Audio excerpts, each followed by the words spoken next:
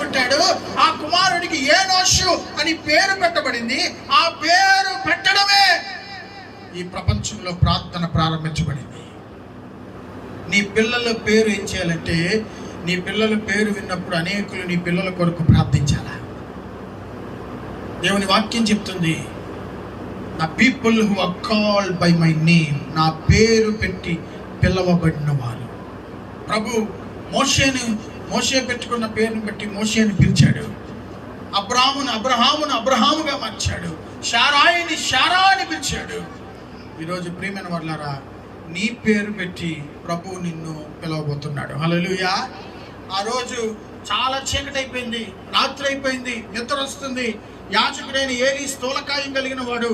అతడు తన మంచం మీద పండుకొని ఉంటే సమూయేలు పరిచర్యలన్నీ చేసి సేవకుడు కావలసినవన్నీ అందించి సమూయేలు పండుకుందామని ఆ సేవకుని దగ్గరలోనే